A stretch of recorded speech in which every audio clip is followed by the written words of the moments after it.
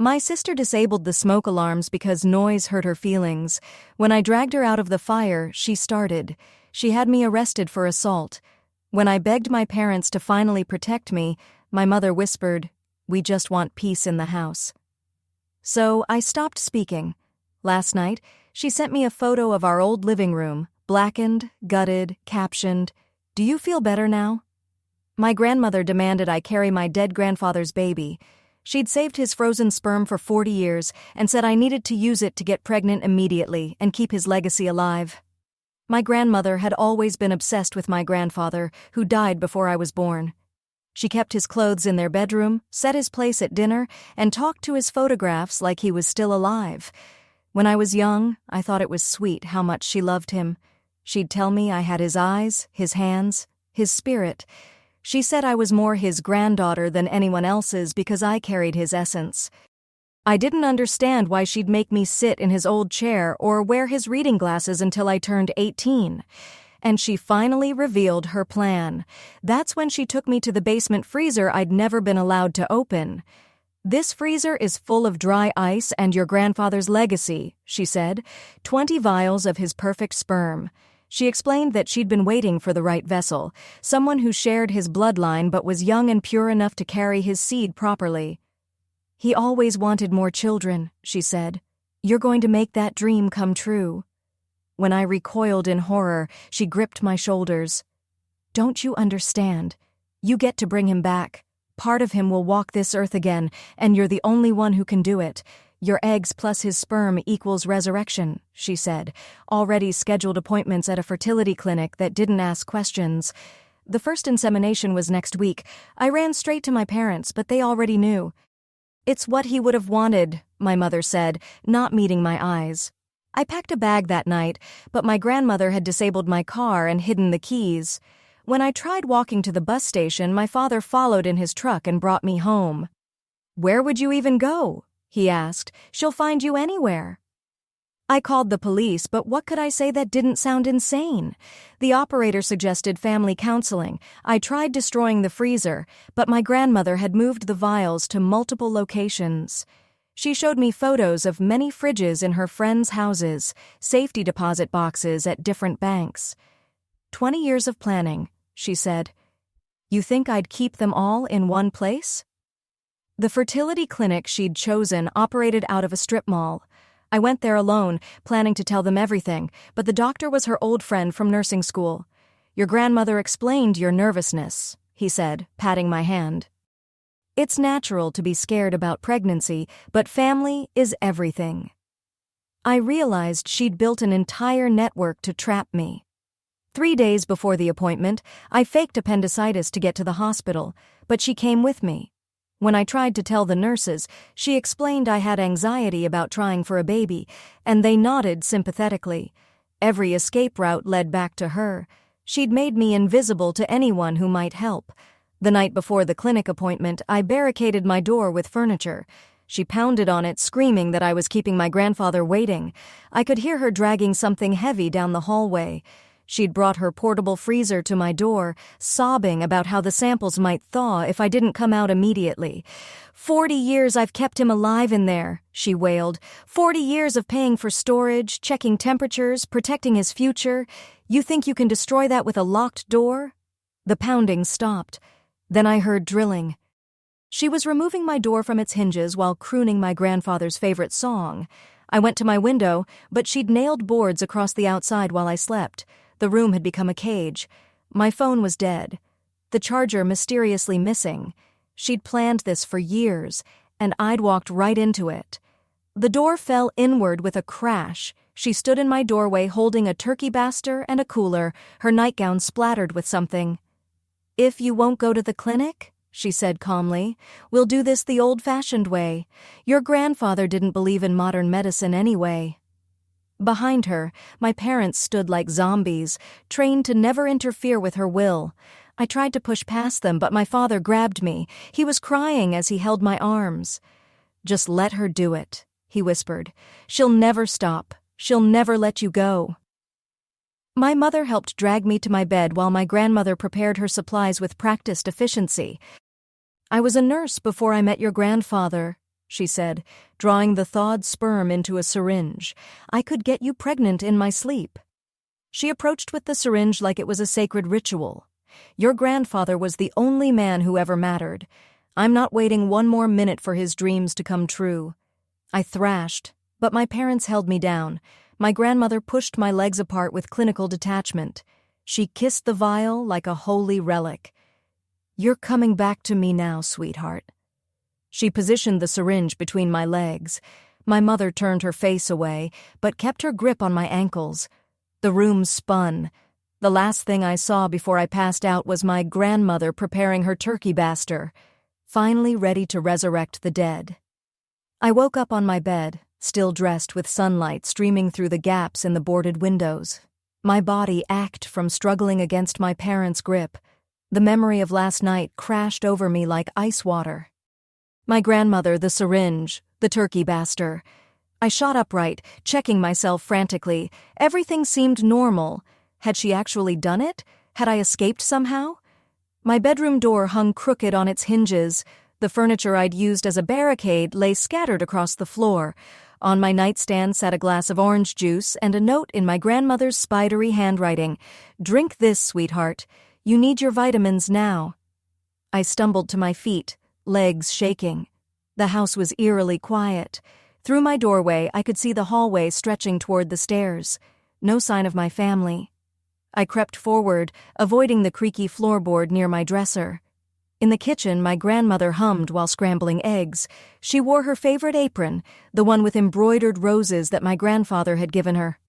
My parents sat at the table, staring at their coffee cups like they held the secrets of the universe. My grandmother turned when she heard my footsteps. Her face lit up with a joy that made my skin crawl. She rushed over and placed both hands on my stomach, pressing gently. "How are we feeling this morning? Any nausea?" "That's perfectly normal in early pregnancy." She guided me to a chair before I could pull away. "I made your grandfather's favorite breakfast. He always said eggs were brain food for babies." I pushed the plate away. My father's jaw tightened, but he said nothing. My mother traced patterns in her coffee with a spoon, creating tiny whirlpools that went nowhere. "I need to use the bathroom," I said. My grandmother's smile never wavered. "Of course, dear, but don't lock the door. We wouldn't want you fainting and hitting your head. Not in your condition." I walked slowly, testing my body for any sign of what she might have done while I was unconscious. In the bathroom, I found the pregnancy tests she'd already laid out on the counter. 5 different brands, all still in their boxes. A sticky note on the mirror read, "Test every morning until we see those beautiful 2 lines." I splashed cold water on my face, trying to think. The bathroom window was painted shut, had been for years. Even if I broke it, the drop to the concrete patio would hurt. Maybe hurt the baby she thought was already growing inside me. The baby, my grandfather's baby. The thought made me gag. I returned to find my grandmother had pulled out photo albums. She patted the seat beside her on the couch. "Come look at your grandfather when he was young. See if you can spot the family resemblance." The photos showed a man I'd never met, frozen in time. Him in his Navy uniform, him holding my infant mother, him standing beside the old Buick he'd restored. In every picture, my grandmother stood beside him, clutching his arm like she was afraid he'd float away. "He had the most beautiful hands," she said, tracing his image with one finger. "Surgeon's hands," I always said, "just like yours." She grabbed my wrist, comparing my fingers to the man in the photograph. "Perfect match. That baby will have his hands too." I yanked away. "There is no baby." Her smile turned pitting. "Not yet, but there will be. I made sure of that last night." My stomach dropped. "What did you do? What needed to be done?" "You were so upset fighting like that. I couldn't risk you hurting yourself or damaging the samples. So I gave you something to help you sleep. Just a little sedative in your dinner. Then I could work without all that thrashing." The room tilted. I gripped the couch arm to steady myself. "Don't look so worried," she continued. "I was very gentle, used proper medical technique. The turkey baster was just for show to scare you into cooperating. I have professional equipment. 20 years of planning, remember? I've thought of everything." My mother finally looked up from her coffee. Her eyes were red, rimmed, hollow. She's telling the truth. I held the flashlight while she worked. It's done. 3 vials, my grandmother added proudly. I wasn't taking any chances. Used 3 whole vials to make sure it took. Your grandfather always said anything worth doing was worth doing right. I ran back to the bathroom and vomited until nothing came up a vial. My grandmother appeared in the doorway with a cool washcloth and ginger ale. Morning sickness already. Oh, that's a wonderful sign. I was sick as a dog when I was pregnant with your mother. Threw up every morning for 3 months straight. She pressed the washcloth to my forehead with practiced care. Your grandfather would make me dry toast and bring it to bed, said it was the least he could do since I was carrying his child. There's something deeply unsettling about how methodical this grandmother is. 40 years of keeping frozen sperm, building a whole network of people, even having her old nursing friend at that clinic. I shoved past her, heading for the front door, locked. The windows in the living room had new bars installed on the inside, painted white to match the trim. When had she done that? How long had she been preparing my prison? I had those put in last month, she said, following my gaze. Told the contractor we'd had break-ins. Can't be too careful with a baby on the way. I spun to face her. I'll get in termination of pregnancy. The words hung in the air like a challenge. My grandmother's face went very still. Then she smiled again. That terrible knowing smile. No, you won't. Every clinic in a 100-mile radius has your photo. I told them you're my mentally ill granddaughter who has delusions about being pregnant. Said you've been trying to get unnecessary procedures. They were very understanding. Gave me their word they'd call me if you showed up. She pulled out her phone, scrolling through emails. See, responses from every single one. They're so grateful when family members take an active role in their loved one's care. I sank onto the couch. She'd thought of everything. 20 years of planning, she'd said. 20 years of waiting for me to be old enough to carry her dead husband's child. Why me? I whispered. Why not my mother? Why not do this years ago? My grandmother sat beside me, smoothing my hair like she used to when I was small. Your mother was never right for it. Too much of her father in her, not enough of mine. But you, from the moment you were born, I knew you had his eyes immediately. That same gray-blue like storm clouds. And as you grew, it only became clearer. The way you held your pencil, the way you laughed, even your walk. All him. She pulled out another photo album. This one full of pictures of me through the years. Next to each one, she'd placed a corresponding photo of my grandfather at a similar age. The resemblance was unsettling. I've been preparing you without you knowing it. The vitamins I've been giving you since you were 12. Prenatal, building up your body for this moment. The family medical history I had you fill out last year, genetic screening, everything has been leading to this. My father stood abruptly, his chair scraping against the floor. He walked to the window and stared out through the bars. His shoulders shook silently. Don't mind him.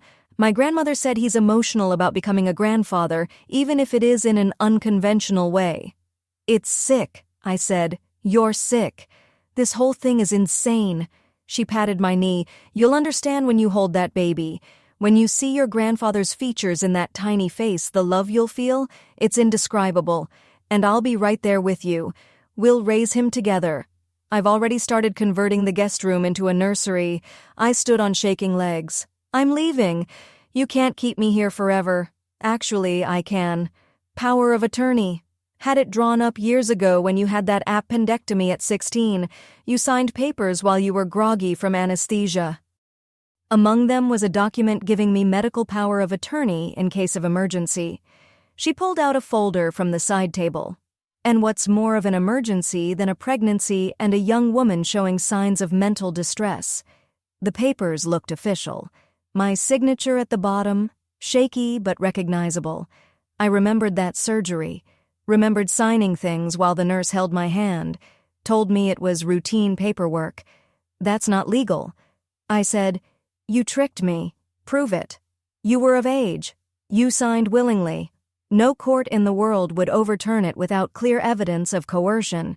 And who's going to believe you over a concerned grandmother trying to help her pregnant granddaughter through a difficult time? She stood, gathering the photo albums. Now let's talk about prenatal care. I've scheduled your first appointment for next week. My friend from the clinic will come here, make it easier for you. We'll do ultrasounds right in the living room. Won't that be nice?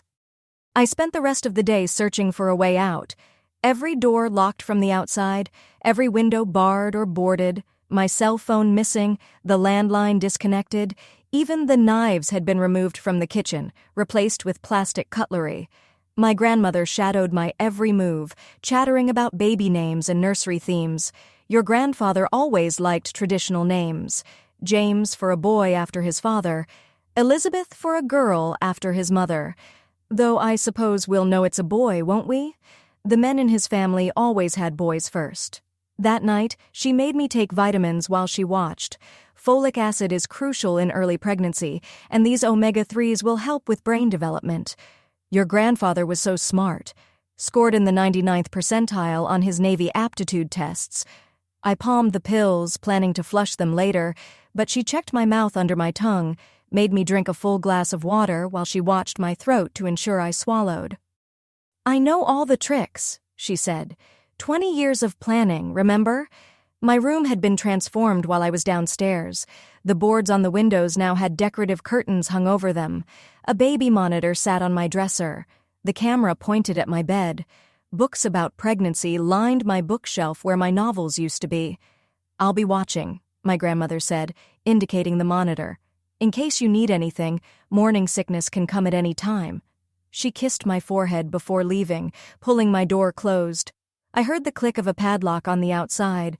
I lay in the dark, hand pressed to my stomach. Was something already growing inside me? Could I feel it? The thought made me want to tear my skin off. 3 vials, she'd said. 3 vials of my dead grandfather's sperm forced inside me while I was unconscious. The violation of it made me shake with rage and disgust, but rage wouldn't get me out. I needed to think, to plan. My grandmother had 20 years of preparation, but I had something she didn't expect. I had her obsession to use against her. She needed me healthy for this pregnancy she believed was starting. That meant she couldn't hurt me, couldn't substance me too heavily, couldn't let me deteriorate. She needed me cooperative eventually. That gave me leverage. I stared at the baby monitor's red light in the darkness. Somewhere in this house, my grandmother was watching that feed, waiting for signs of morning sickness or distress, waiting for her dead husband to be reborn through my body. I closed my eyes and began to plan. The morning brought my grandmother's footsteps outside my door at exactly 6:00. The padlock clicked open, and she entered carrying a tray of breakfast and more vitamins. I pretended to be asleep while she set everything on my nightstand and checked the baby monitor's angle. After she left, I examined the pills more carefully. The prenatal vitamins looked legitimate, but 2 unmarked white tablets worried me. I hid them in a tear in my mattress and swallowed only the vitamins, knowing she'd check later. My first real chance came during my supervised shower. My grandmother sat on the toilet lid, humming while I washed behind the frosted glass door. I noticed the bathroom cabinet's mirror had a loose screw. While the water ran, I worked it free with my fingernail until I could slip my hand behind and feel around. My fingers found something cold and metal, a spare key. I palmed it and finished my shower, wrapping myself in the robe my grandmother held out. The key pressed against my palm as she braided my wet hair, talking about how pregnancy made hair grow thicker and shinier. Back in my room, I tested the key on my padlock. Too small. I tried it on the window locks. Nothing. Finally, I found it opened my old jewelry box, which my grandmother had moved to the top shelf of my closet. Inside, I discovered my driver's license, some cash she'd confiscated, and most importantly, my old flip phone from high school. The battery was dead, but the charger might still be in the garage. My grandmother called me down for lunch. She'd made tomato soup, crackers, and ginger tea. My parents sat at the table like mannequins, barely acknowledging my presence. I forced myself to eat while my grandmother discussed nursery paint colors. After lunch, she announced we were going shopping for maternity clothes. My heart raced. Finally, a chance to get out of the house, but my hopes crashed when she brought out a wheelchair. She explained that pregnancy made women dizzy and she couldn't risk me falling in public. My father wheeled me to the van while my mother walked behind, carrying my grandmother's purse. At the mall, my grandmother kept one hand on the wheelchair at all times. When I tried to speak to a sales clerk, she quickly interrupted, explaining I had severe anxiety and to please be patient with me. The maternity store felt like another trap closing around me. My grandmother held up flowing dresses and elastic-waisted pants, discussing how my body would change over the coming months. She bought thousands of dollars worth of clothes in increasing sizes, enough to last through an entire pregnancy. On the drive home, I spotted a police car at a red light. I tried to catch the officer's eye, but my grandmother noticed and quickly pulled a sunshade across my window. She reminded my father to take the back roads home, avoiding what she called stressful traffic. That evening, she introduced a new routine. She brought out a blood pressure cuff and thermometer, recording my vitals in a notebook. She measured my waist with a tape measure, marking the number down with satisfaction. She even had me step on a scale, noting my weight as a baseline. During dinner, I noticed my mother kept glancing at me with something like guilt in her eyes. When my grandmother went to get dessert, my mother leaned forward slightly. Her lips moved like she wanted to speak, but my father grabbed her wrist. They stared at each other until my mother looked away. Window bars painted white to blend in. That's interior design meets maximum security prison. She really went for the cozy captivity look here, complete with baby monitor surveillance and padlocked bedroom doors. My grandmother returned with sugar-free pudding, explaining that gestational diabetes ran in families. She watched me eat every bite, then supervised my evening vitamins. This time, I couldn't hide the white pills. She stood over me until I swallowed them, then checked my mouth early. Within an hour, I felt drowsy. The white pills were sedatives, keeping me compliant and sleepy. I fought to stay conscious, but my eyelids grew heavy. The last thing I saw was my grandmother adjusting the baby monitor, ensuring she could watch me sleep. I woke in the middle of the night with a strange clarity. The sedatives had worn off enough for me to think clearly. I crept to my closet and retrieved the flip phone, then listened at my door. The house was silent. Using a bobby pin, I managed to lift the window lock just enough to create a gap. Cool air rushed in. I pushed the window up inch by inch, wincing at every creak. The bars outside were solid, but I could fit my arm through. I reached down and felt along the exterior wall until my fingers found what I was looking for, the outdoor outlet where we used to plug in Christmas lights. I grabbed a lamp cord and carefully fed it through the bars, plugging in my phone charger. The phone would need hours to charge, but it was a start. I pulled everything back inside and closed the window, my heart pounding. The next morning, my grandmother seemed suspicious. She checked my pupils, felt my forehead, and asked if I'd slept well. I acted groggy from the sedatives, which seemed to satisfy her. She mentioned that the doctor would visit tomorrow for my first prenatal checkup. During breakfast, she pulled out a new addition to her collection, a fetal Doppler monitor. She explained she'd be checking for a heartbeat soon, probably within the next few weeks. The thought of her pressing that device against my stomach, searching for signs of my grandfather's resurrection, made me physically ill. I spent the morning pretending to read pregnancy books while actually studying my grandmother's routines.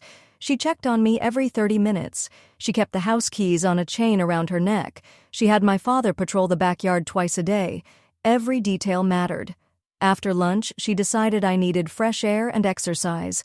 She walked me around the backyard like a prisoner, pointing out where she planned to put a swing set. The elderly neighbor, Mrs. Chen, waved from her garden. My grandmother waved back cheerfully, calling out that I was expecting and feeling shy about it. That afternoon, while my grandmother prepared dinner, I heard her on the phone with someone. She mentioned my name, confirmed an appointment, and discussed payment in cash. Through the crack under my door, I could see her feet pacing as she talked. She was expanding her network, bringing in more people to ensure her plan succeeded. My mother brought me dinner that night. She set the tray down with shaking hands and turned to leave, but I grabbed her sleeve. She froze, not meeting my eyes. I pulled her closer and whispered urgently about what grandmother had done, begging for help. My mother's face crumpled.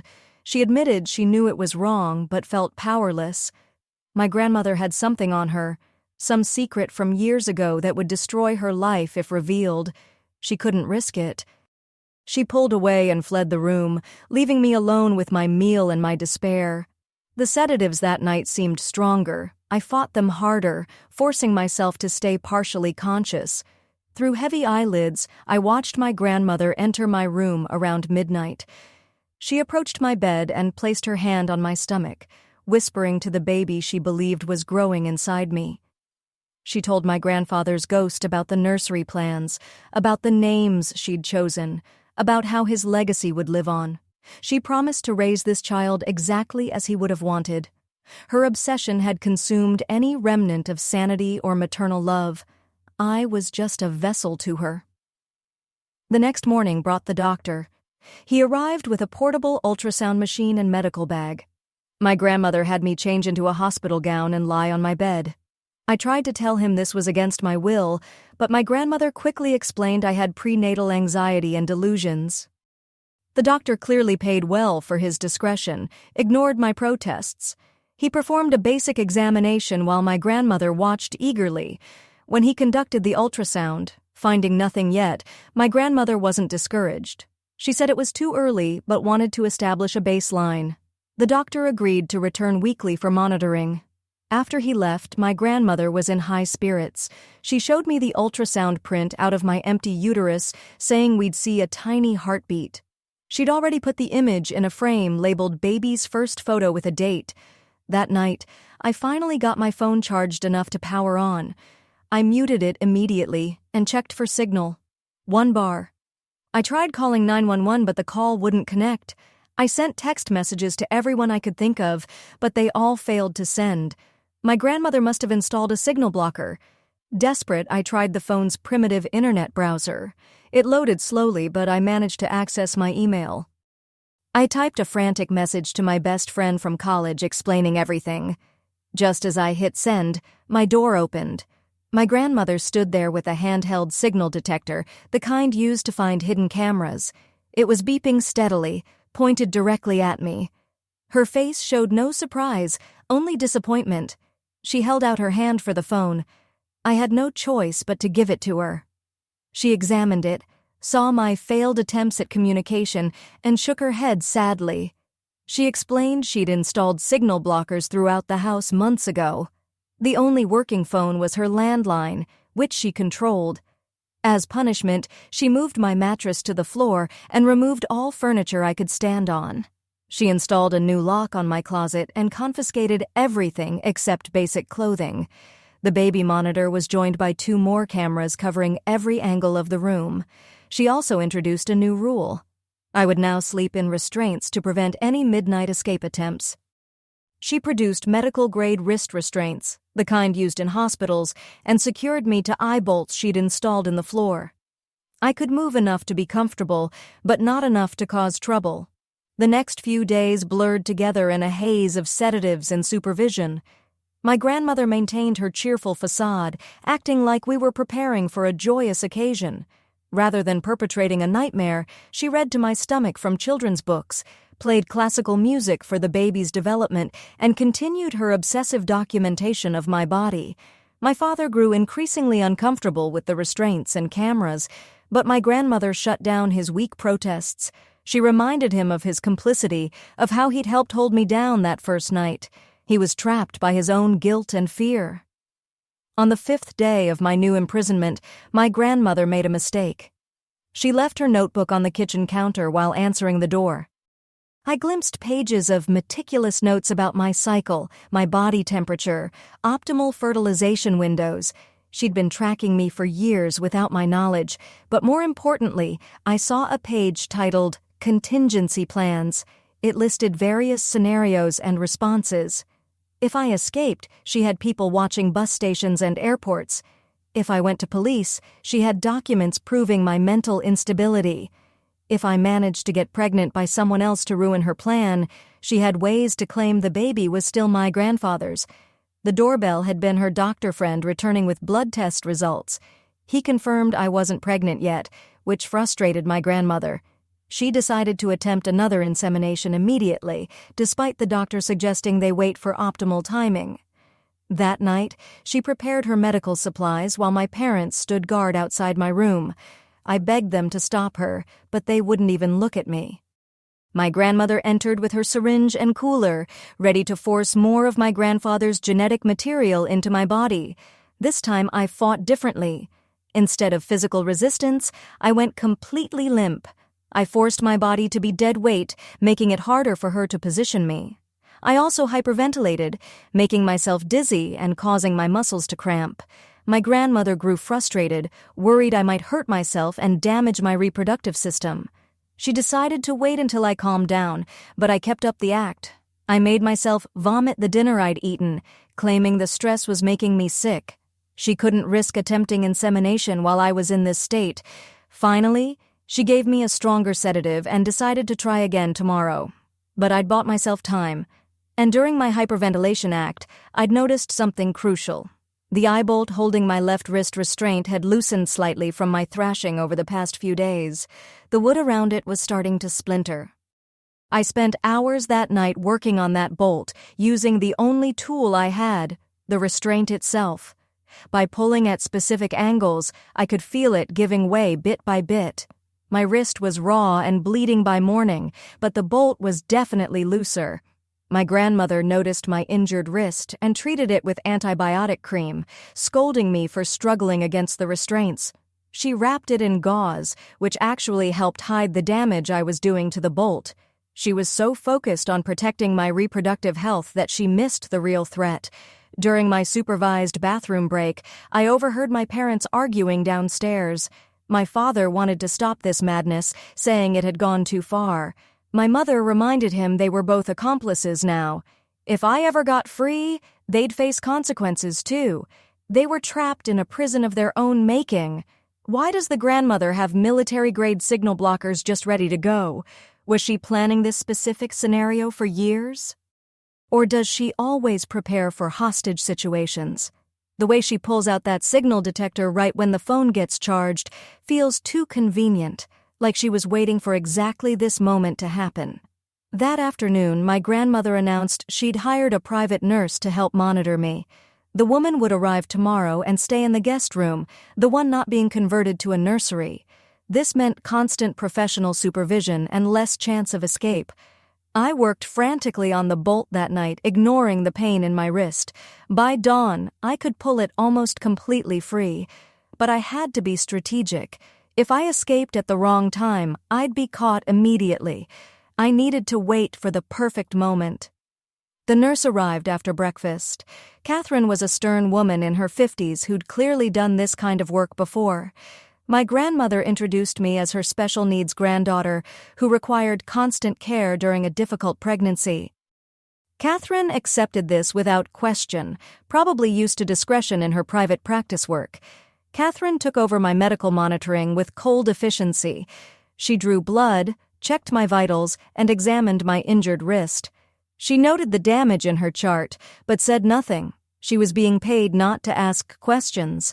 My grandmother seemed relieved to have professional help. She spent the morning showing Catherine around, explaining my condition and the importance of maintaining strict routines. Catherine nodded along, absorbing every detail of my captivity. That night brought a new horror. Catherine prepared an IV line, explaining she'd be administering nutrients and hormones to optimize my body for pregnancy. I realized my grandmother was escalating her medical interventions, using her nurse friend to turn me into a perfect incubator. As the IV dripped into my arm, I felt my hope slipping away. The bolt was loose, but with Catherine watching, when would I ever get the chance to use it? My grandmother had thought of everything, planned for every contingency.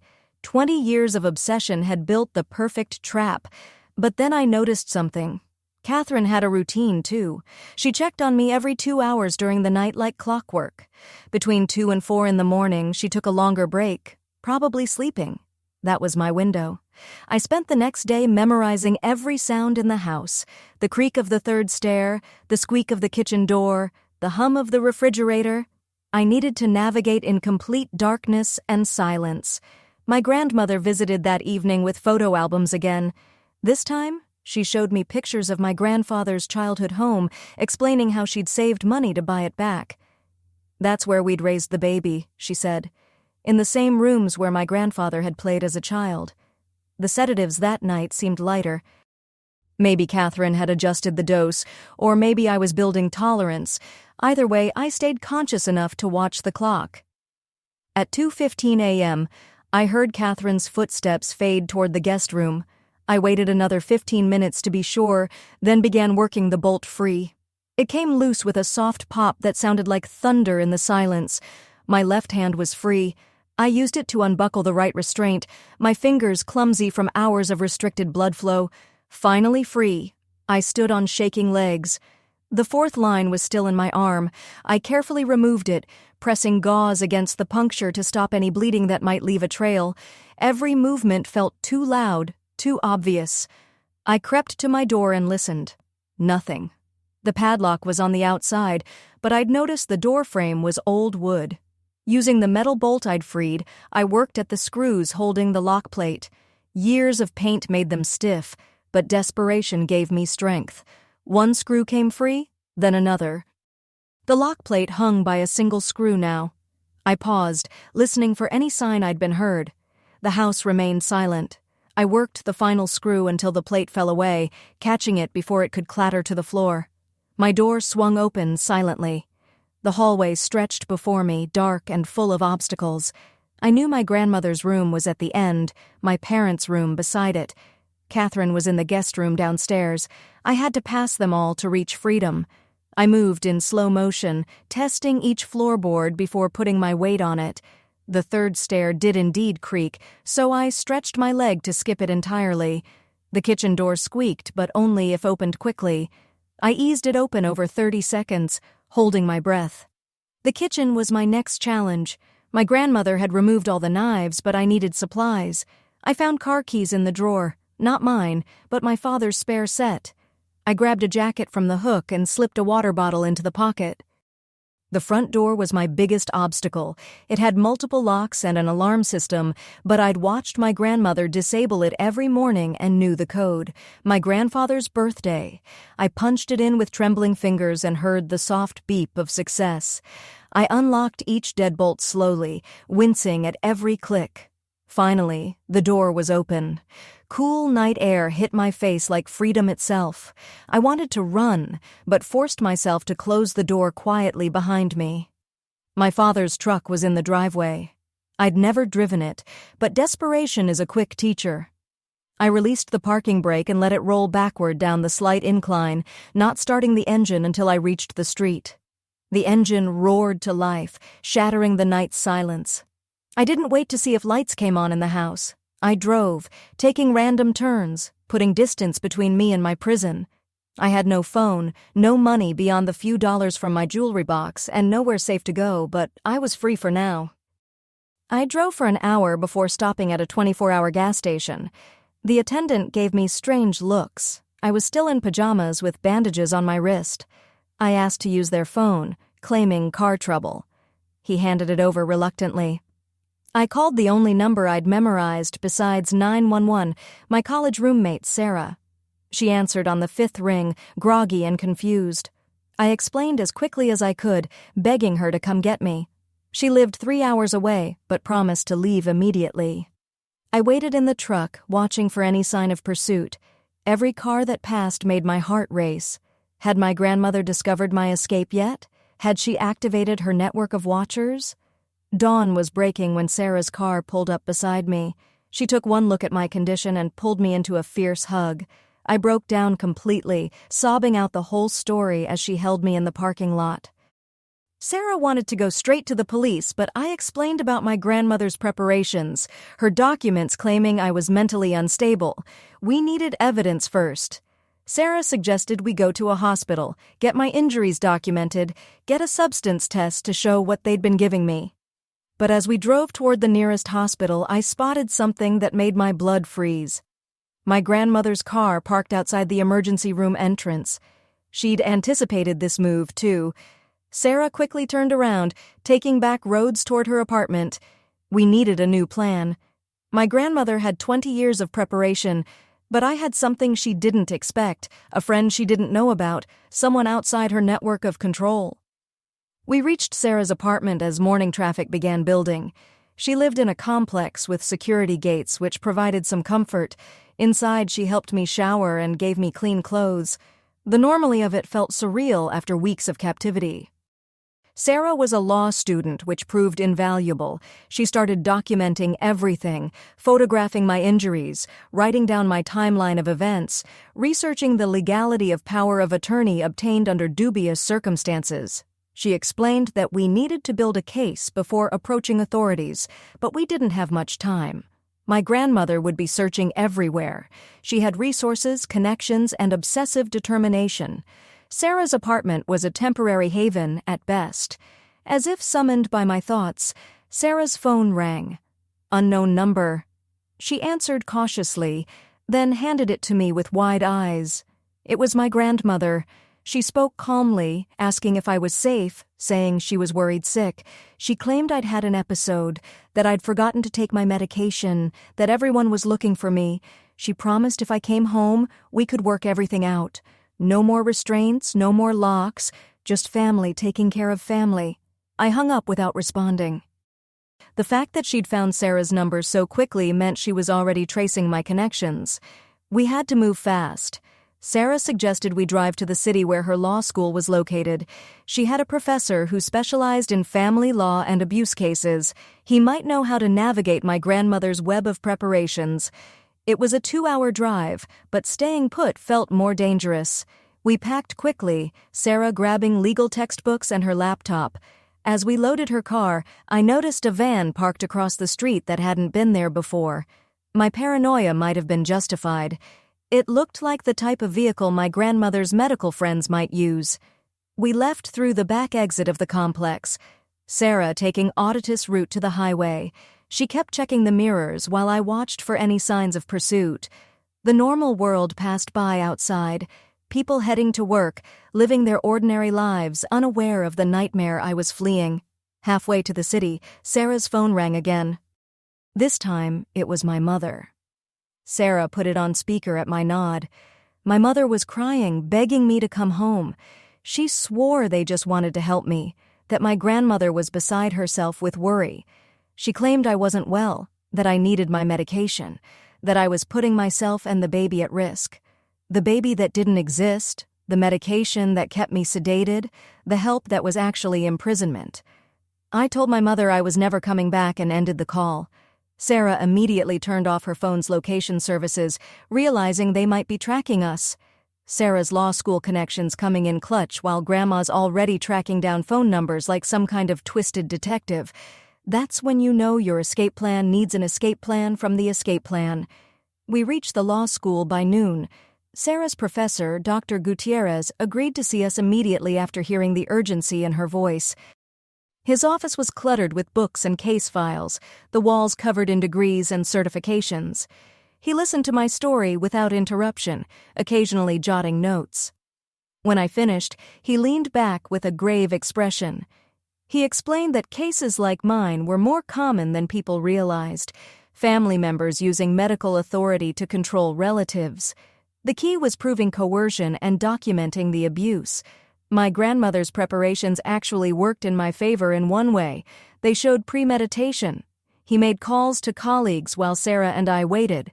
Within an hour, he'd arranged for several things: a restraining order hearing for the next morning, a psychiatric evaluation to counter any claims of mental illness, and a safe house for me to stay in that night. The safe house was a non-escript apartment used for domestic violence victims. The address wasn't publicly listed, and security cameras covered every entrance. For the first time in weeks, I felt marginally safe. Sarah stayed with me, working on her laptop to compile our evidence. That evening, we watched the news and saw my face.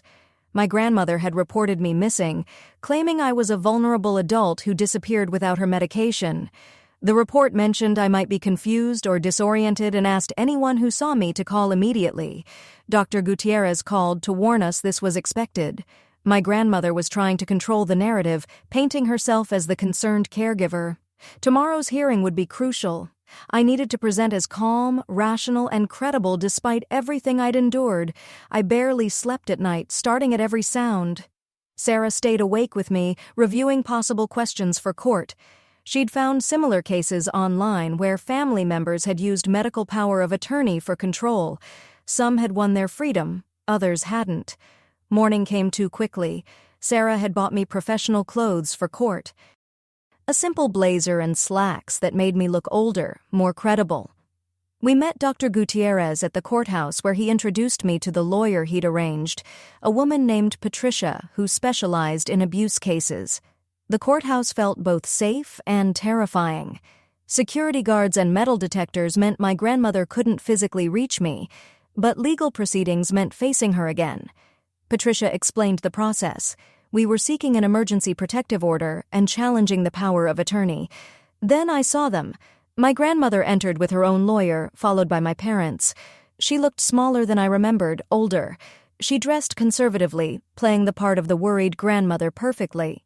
When she saw me, her face lit up with what looked like genuine relief and love. It was unsettling. The hearing was in a small room rather than a full courtroom. The judge, an older woman with sharp eyes, reviewed the paperwork while we took our seats. My grandmother sat across from me, maintaining that loving, concerned expression. My parents flanked her, my mother dabbing at her eyes with a tissue. Patricia presented our case first. She outlined the forced insemination attempts, the imprisonment, the sedation, the elaborate network of control. She submitted photos of my injuries, the medical documentation from the psychiatric evaluation that confirmed I showed no signs of mental illness beyond trauma responses. My grandmother's lawyer countered smoothly. He presented years of medical records showing my grandmother's devoted care, doctor's notes about my anxiety and delusions, the power of attorney documents, even character references from neighbors praising my grandmother's dedication to family. Then came testimony. I took a stand first, Patricia guiding me through my story. I kept my voice steady, focusing on facts rather than emotions. I described the freezer, the syringes, the restraints. The judge listened intently, occasionally asking clarifying questions. Cross-examination was harder. My grandmother's lawyer questioned why I'd never reported this before, why I'd lived with her so long if she was abusive, why there was no physical evidence of the insemination attempts. He suggested I was confused, possibly influenced by my friend, definitely in need of family support. My grandmother testified next. She was brilliant. She admitted to being overprotective, maybe too controlling, but only out of love. She claimed I'd misunderstood her desire for me to have children someday as something more sinister. The medical supplies, just her old nursing equipment she'd shown me out of nostalgia, the restraints necessary after I'd become violent during what she called a psychotic episode. She cried at exactly the right moments. She spoke of her deep love for me, her fear for my safety, her desperation when I disappeared. She even admitted to making mistakes, but painted them as the actions of a grandmother who loved too much rather than a captor obsessing over her dead husband. My parents supported her story. They testified about my recent behavioral changes and paranoid delusions. My father mentioned finding me talking to myself, planning elaborate escapes from imaginary threats. My mother described my refusal to take prescribed medication, my aggressive outbursts, all lies, but delivered with convincing emotion. The judge called a recess. Patricia said it was going better than expected, but warned me judges were often reluctant to restrict family access without overwhelming evidence. The photos helped, but my grandmother's counter-narrative was strong. During the break, my grandmother approached despite Patricia's attempts to intervene. She grabbed my hands, tears in her eyes, and begged me to come home. She promised things would be different, that she'd get me help, that she loved me more than life itself. For a moment, I almost believed her. The grandmother who'd raised me was still in there, twisted but real. When we reconvened, the judge delivered her decision. She granted a temporary restraining order preventing my grandmother from coming within 500 ft of me.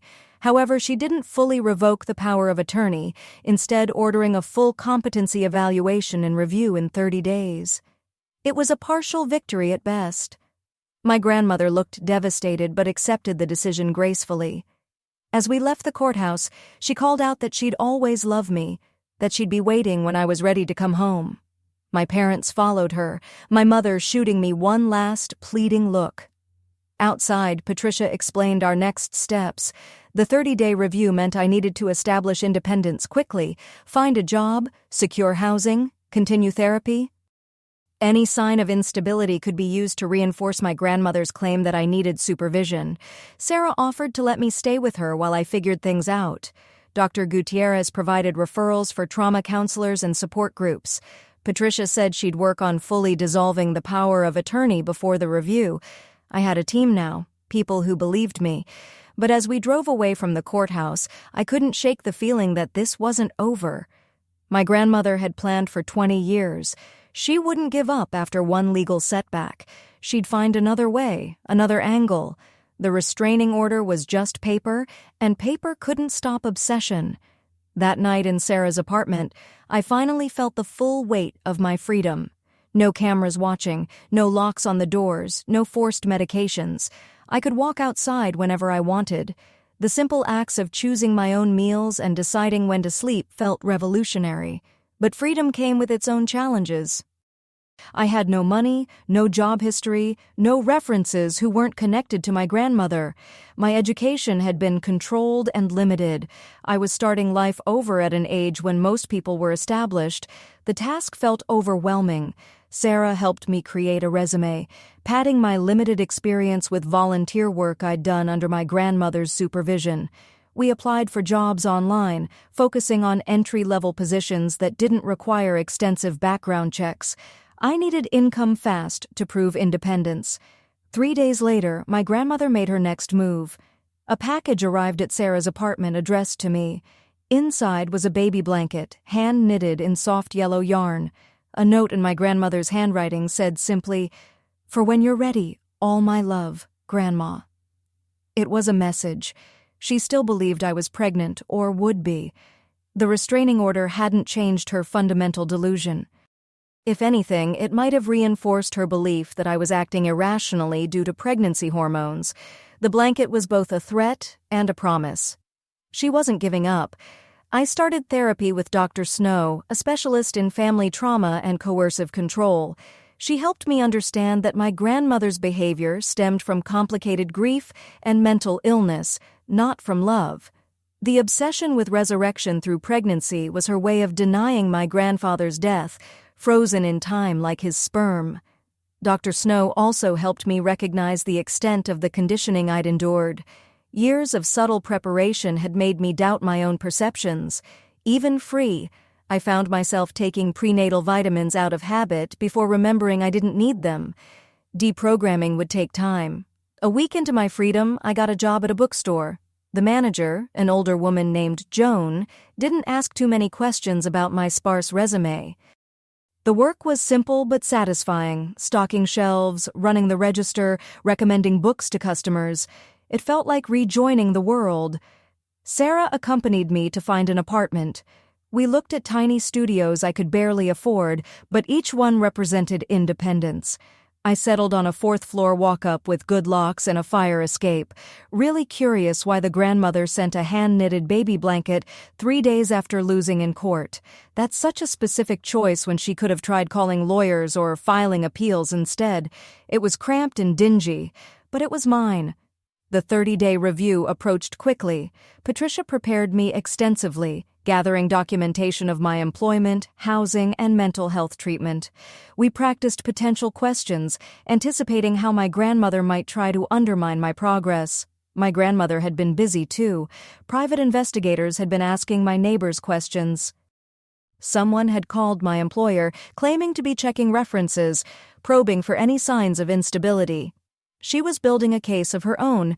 The review hearing was more formal than the first. This time, we were in a proper courtroom with a different judge, an older man who seemed less sympathetic to my situation. My grandmother had brought more supporters, family, friends who testified about her character and my supposed issues. The proceedings felt like a trial of my sanity. Every aspect of my life was scrutinized. Why had I chosen such a small apartment? Was I eating properly, taking care of myself? The judge questioned why I'd cut off all family contact instead of trying to work things out. My grandmother presented new evidence. Security footage of me looking disheveled at the gas station the night I escaped, testimony from Catherine about my erratic behavior during captivity. Even a statement from a distant relative claiming I'd always been troubled, but Patricia had evidence too. My employer testified that I was reliable and competent. Dr. Snow explained how my behavior was consistent with trauma responses, not mental illness. Sarah described the night I'd arrived at her apartment and the injuries I'd sustained. The most powerful moment came when Patricia introduced evidence we'd discovered through subpoena. My grandmother's financial records showing thousands spent on fertility treatments over the years, payments to doctors willing to perform ethically questionable procedures, and receipts for medical equipment no normal grandmother would need. The judge deliberated for what felt like hours. When he returned, his expression was unreadable. He revoked the power of attorney completely, stating that regardless of my mental state, I was an adult capable of making my own decisions. The restraining order would remain in place indefinitely. My grandmother's composure finally cracked. She stood up, shouting that I was making a terrible mistake, that I was throwing away my grandfather's legacy. Court officers had to restrain her as she begged me to reconsider, to think about the family I was destroying. My parents let her out, both of them crying. I'd won legally, I was free. But standing in that courtroom, watching my family fall apart, victory felt hollow. They were still my family, twisted and broken as those relationships had become. Part of me mourned for the grandmother who'd raised me. Even as I celebrated freedom from what she'd become, Patricia warned me to stay vigilant. Legal victories didn't always translate to real-world safety. My grandmother might respect the restraining order, or she might not. Obsession didn't always follow legal boundaries. I needed to be careful, maybe for the rest of my life. I threw myself into building my new life. Work at the bookstore expanded to full-time. I made friends with coworkers and regular customers. Therapy continued weekly, slowly untangling years of manipulation. Some days were harder than others, but forward momentum kept me going. 6 weeks after the hearing, I saw my mother at a grocery store. She was alone, looking older and sadder than I remembered. We made eye contact across the produce section. For a moment I thought she might approach, but she simply nodded and walked away. It was acknowledgement and goodbye in one gesture. My apartment gradually became a home. I bought secondhand furniture and hung posters on the walls. I adopted a cat from the shelter, naming him Phoenix for both of our second chances. Life developed routines that were mine to choose, but reminders of my past surfaced unexpectedly. A customer at the bookstore mentioned freezing her eggs, and I had to excuse myself to breathe through a panic attack. Baby carriages made me anxious. Medical offices triggered fight-or-flight responses. Trauma had left invisible scars. 3 months into my freedom, the packages started again, not to my apartment. My grandmother didn't have that address, but they appeared at my workplace, always without return addresses. Baby clothes, parenting books, prenatal vitamins, each one a reminder that she was still watching, still waiting. Joan helped me document everything and file police reports, but without direct threats or contact. There wasn't much they could do. The packages were creepy, but not illegal. My grandmother had found a loophole in the restraining order. I considered moving to another city, starting completely fresh, but running felt like letting her win. This was my home, my life. I'd fought too hard for it to abandon it now. Instead, I installed security cameras and varied my routines. Hypervigilance became my new normal. 6 months after my escape, I met someone. David was a regular customer who lingered to chat about books. He was patient and kind, never pushing when I was vague about my past. Our first date was coffee in a public place, my choice. He didn't question my need for control and visibility. Telling him about my grandmother was terrifying. Who would believe such a story? But David listened without judgment, held my hand when I cried, and offered to walk me home when I felt unsafe. He didn't try to fix me or minimize my experience. He simply accepted my reality. The packages stopped for a while after David started spending nights at my apartment. Maybe my grandmother realized I was moving on, building a life she couldn't touch. Or maybe she was planning something new. The silence felt more ominous than the packages. My first birthday in freedom was bittersweet. Sarah threw me a small party with friends from work and therapy group. David made a cake from scratch. It was everything a birthday should be. Chosen family celebrating another year of life. But I couldn't help remembering birthdays with my grandmother before the obsession consumed her. That night, I found a package on my doorstep, not baby clothes this time, but a photo album. Pictures of me growing up carefully curated to show only happy moments with my grandmother. The last page held a single photo. My grandfather as a young man holding a baby. The resemblance to me was undeniable. A note tucked inside read, "You can't run from who you are. He's in your blood, waiting to return. When you're ready to fulfill your destiny, I'll be here. All my love forever, Grandma." I burned the album in my sink, watching years of memories turn to ash. But I kept a note as evidence and a reminder. My grandmother would never stop believing in her delusion. I'd have to stay strong enough to resist it forever. The year anniversary of my escape arrived with another package at the bookstore. This time it contained a medical bracelet engraved with my name and the words, "Grandfather's Legacy." Joan intercepted it before I could see it, but her worried expression told me everything. My grandmother was escalating again. David suggested we take a weekend trip out of town just to clear my head. We drove to a cabin his friend owned 3 hours from the city. The distance felt like breathing room. We hiked during the day and played board games at night, pretending we were just a normal couple on a normal vacation. But Sunday morning, I woke to find David's car tires slashed. The cabin's owner called to ask if we'd given anyone the address. Someone had been calling, claiming to be family with an emergency. My grandmother's reach extended further than I'd imagined. We managed to get a tow back to the city, but the message was clear. There was nowhere I could go that she couldn't find me. David stayed calm throughout the ordeal, but I saw the worry in his eyes. He was beginning to understand the true scope of what I was dealing with. Back at my apartment, I found Sarah waiting outside my door. She'd received a visit from a woman claiming to be a social worker, asking questions about my mental health and living situation. The woman had no official identification and fled when Sarah threatened to call the police. Patricia advised me to document everything meticulously. The slashed tires, the fake social worker, the medical bracelet, it all painted a picture of escalating harassment. But without direct contact or explicit threats, legal options remained limited. The restraining order only covered physical proximity. I changed my routines again, taking different routes to work, shopping at different stores. But the hypervigilance was exhausting.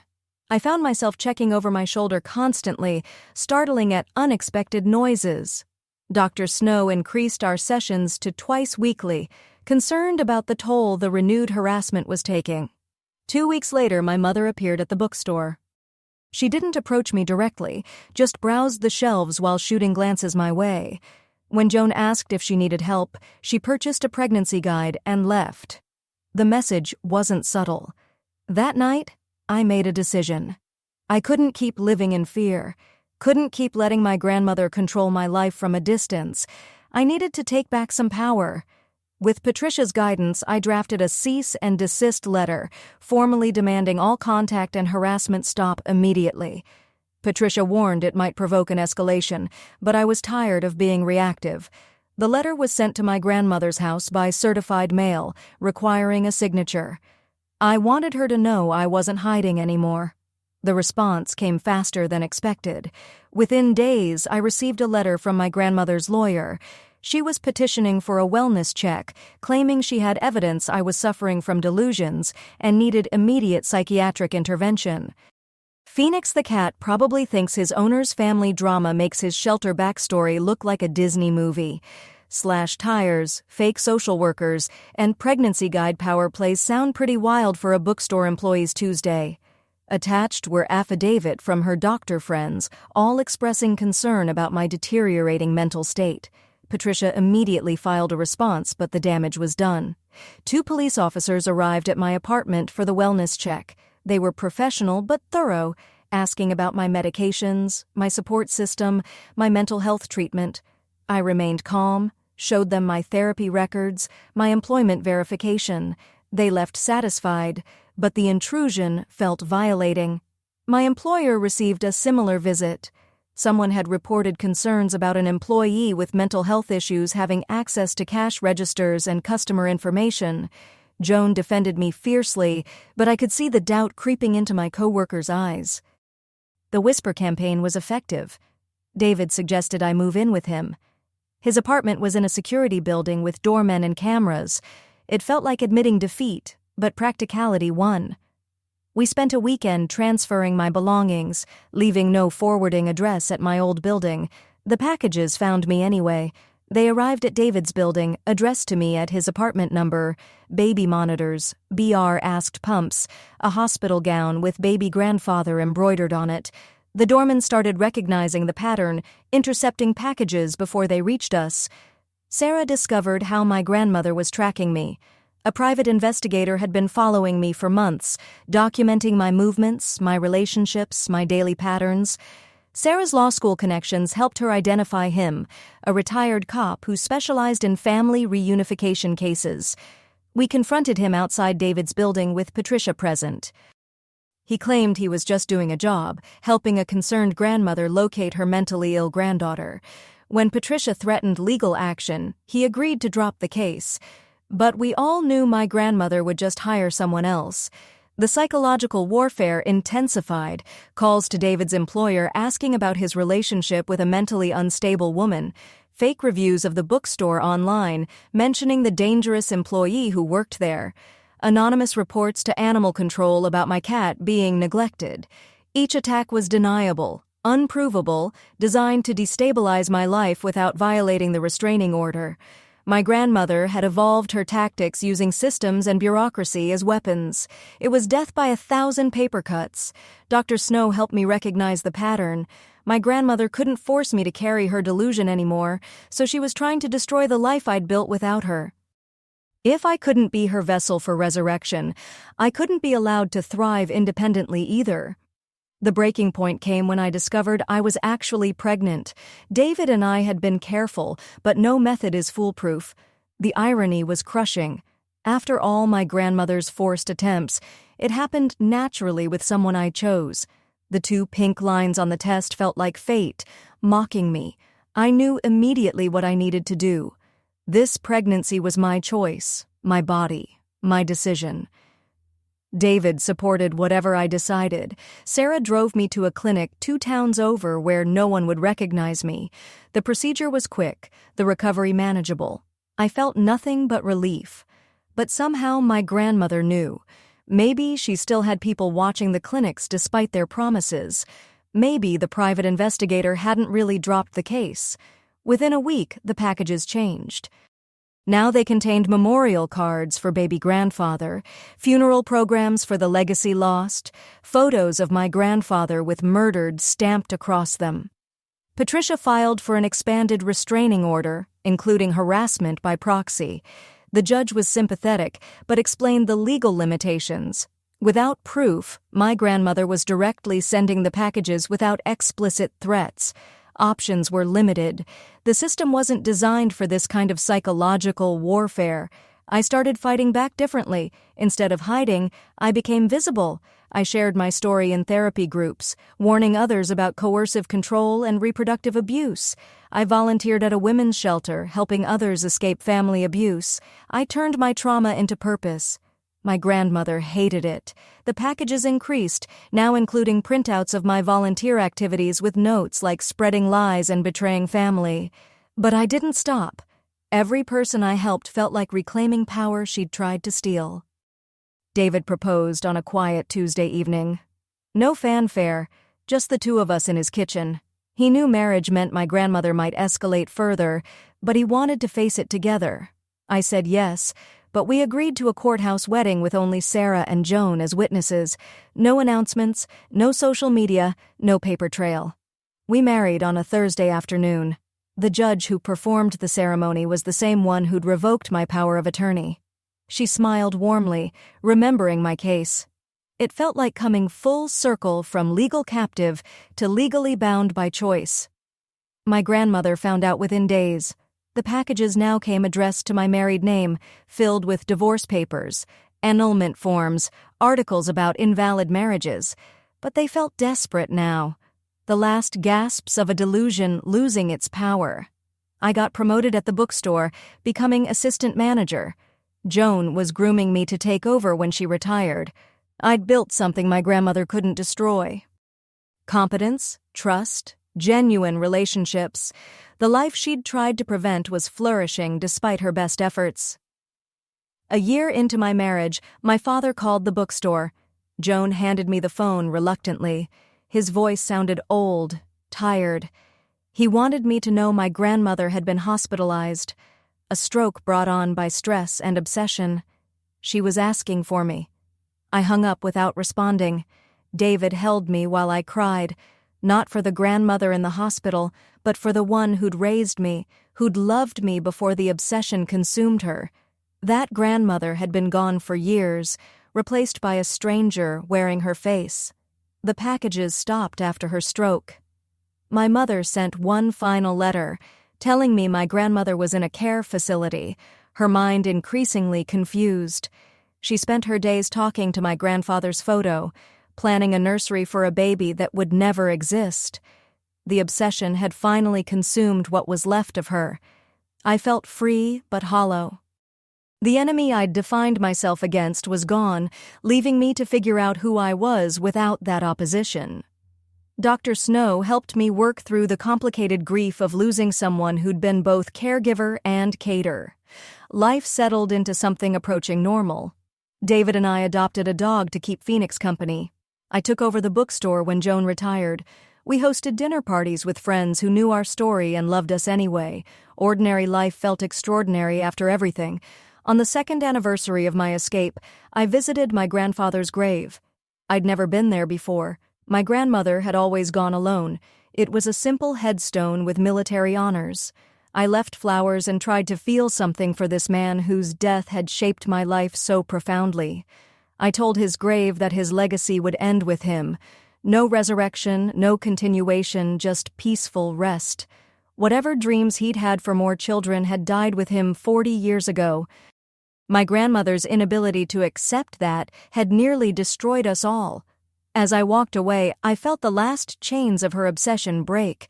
I was free, not just legally or physically, but psychologically. The grandfather I'd never met could rest. The grandmother I'd lost to grief could fade. I could live. That evening, David and I cooked dinner together, Phoenix weaving between our legs. We talked about vacation plans, home improvements, ordinary futures. No packages arrived. No investigators lurked. No one tried to control my body or choices. I'd won not through grand gestures or dramatic confrontations, but through daily acts of independence. Every choice I made for myself, every relationship I built, every day I lived freely was a victory. My grandmother's 20 years of planning had ultimately failed against my simple insistence on autonomy. The woman who demanded I carry my dead grandfather's baby was gone, lost to her own obsession. The granddaughter she'd tried to control had become someone she never could have imagined, free, whole, and entirely my own person. It wasn't the ending she'd planned, but it was the one I chose. Thanks for tagging along while I tried to make sense of all these weird little moments. Definitely one of those stories that keeps you guessing.